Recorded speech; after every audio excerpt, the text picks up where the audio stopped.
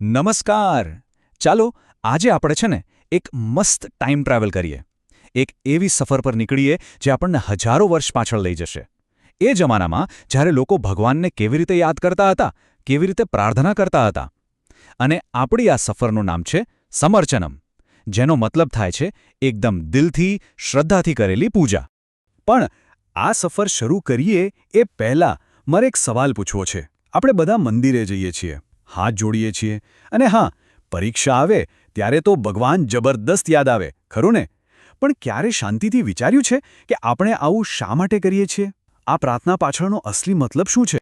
બસ આ જ સવાલનો જવાબ શોધવા માટે આપણું ટાઈમ મશીન સ્ટાર્ટ કરવું પડશે.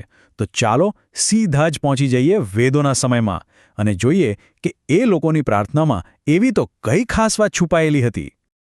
તો આપણી આ આખી જર્ની કેવી રહેશે? જુઓ, પહેલાં તો આપણે સમર્ચનમનો અર્થ બરાબર સમજીશું. પછી વેદોમાં અગ્નિદેવની કેવી શક્તિશાળી સ્તુતિ થતી હતી એ જોઈશું. ત્યાંથી આગળ વધીને ભગવાન શિવના ભક્તિથી ભરપૂર શ્લોકોમાં ડૂબકી મારીશું. અને હા, સંસ્કૃત ભાષાનો જાદુ પણ માણીશું. અને છેલ્લે આ બધામાંથી આપણને શું શીખવા મળ્યું એનો સરવાળો કરીશું.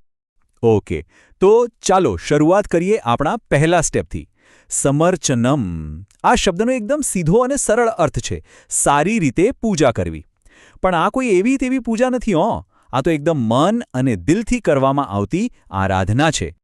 આપણે જે પ્રાર્થનાઓની વાત કરવાના છીએ ને એ બધી ભારતના સૌથી જૂનામાં જૂના ગ્રંથો એટલે કે વેદોમાંથી લેવામાં આવી છે. વેદોને છે ને તમે એ જમાનાની સુપર એન્સાયક્લોપીડિયા સમજી લો, જ્ઞાનનો ખજાનો બધું જ એમાં. હવે જુઓ, વેદોના સમયમાં અગ્નિનું સ્થાન બહુ જ મહત્વનું હતું.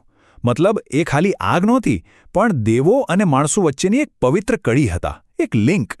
ચાલો આ વાતને ઋગ્વેદના સૌથી પહેલા મંત્રથી સમજીએ કે અગ્નિદેવની સ્તુતિ થતી તો કેવી રીતે થતી.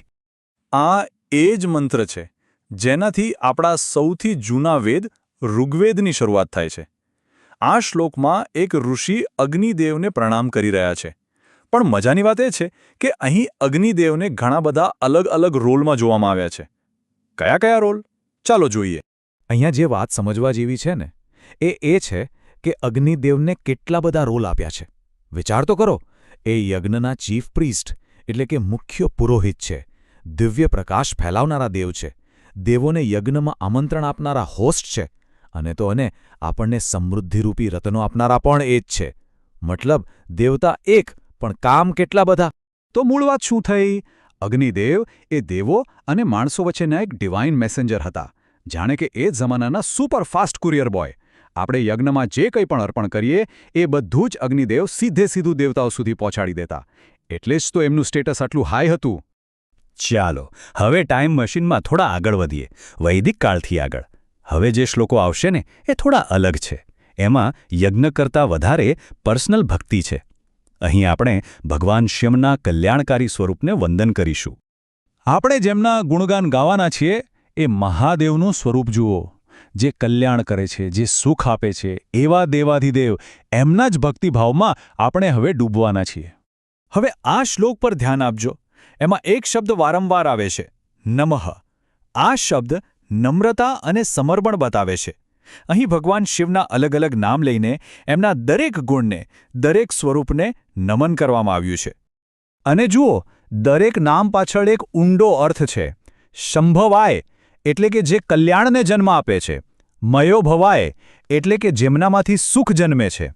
જાણે ભક્ત શું કહે છે ખબર છે? એ કહે છે, હે પ્રભુ, તમે કલ્યાણ કરો છો એટલે તમને નમસ્કાર. તમે સુખ આપો છો એટલે તમને નમસ્કાર. દરેક ગુણ માટે એક નમસ્કાર. પ્રાર્થનામાં ખાલી ભાવના જ મહત્વની નથી હોતી, શબ્દોમાં પણ જબરદસ્ત પાવર હોય છે. અને જ્યારે વાત સંસ્કૃત ભાષાની આવે ને ત્યારે તો એ શબ્દોની શક્તિનો ખજાનો છે. ચાલો આનું એક નાનકડું પણ એકદમ જોરદાર ઉદાહરણ જોઈએ. સંસ્કૃતમાં સમાસ નામનું એક જાદુ છે. આ શું છે ખબર છે? આપણે જેમ કમ્પ્યુટરમાં કોઈ મોટી ફાઇલને ઝિપ કરીને નાની કરી દઈએ છીએ, બસ એવું જ કંઈક. સમાસ 2 કે 3 શબ્દોને જોડીને એક નાનો, કોમ્પેક્ટ પણ એટલો જ પાવરફુલ શબ્દ બનાવી દે છે. ઉદાહરણ તરીકે આ શબ્દ જુઓ, સુરાસુરગણઃ. આમ તો એક જ શબ્દ છે, પણ આની અંદર 2 આખી દુનિયા સમાયેલી છે. એકબીજાની વિરોધી દુનિયા, સુર એટલે દેવતા અને અસુર એટલે દાનવો. એક જ શબ્દમાં દેવો અને દાનવો બંનેના સમૂહની વાત કરી દીધી. બોલો, આ જ તો છે સંસ્કૃત ભાષાની બ્યુટી અને પાવર. તો આપણી આ આખી ટાઈમ ટ્રાવેલની સફર હવે પૂરી થવા આવી છે. તો ચલો ફટાફટ એક રીકેપ કરી લઈએ કે આપણે આમાંથી શું શીખ્યા. આપણે મુખ્યત્વે 2 પ્રકારની પ્રાર્થનાઓ જોઈ. પહેલી, વૈદિક પ્રાર્થના, જે મોટાભાગે યજ્ઞો દ્વારા આખા સમાજ અને દુનિયાના ભલા માટે થતી. અને બીજી હતી લૌકિક પ્રાર્થના, જે વધારે પર્સનલ હતી, ભગવાન સાથેના સીધા કનેક્શન અને ભક્તિ પર ફોકસ કરતી હતી. ભલે રીત અલગ હતી, પણ બંનેનો ગોલ તો એક જ હતો, એ દિવ્ય શક્તિ સાથે કનેક્ટ થવાનો. એટલે છેલ્લે વાત બસ એટલી જ છે કે પ્રાર્થના કરવાની રીત કદાચ બદલાઈ જાય, પણ એની પાછળની જે ફિલિંગ છે, જે ભાવના છે, એ ક્યારેય નથી બદલાતી. હજારો વર્ષ પહેલાં પણ એ આશા, શ્રદ્ધા અને આભાર વ્યક્ત કરવાનો એક રસ્તો હતો, અને આજે પણ એ જ છે. અને આ બધી વાત આપણને એક છેલ્લા સવાલ પર લાવીને ઊભા રાખે છે કે હજારો વર્ષ જૂના આ શ્લોકો અને વિચારોમાંથી આપણે આપણા આજના મોડર્ન લાઈફ માટે શું શીખી શકીએ. આના પર વિચારવા જેવું ખરું નહીં?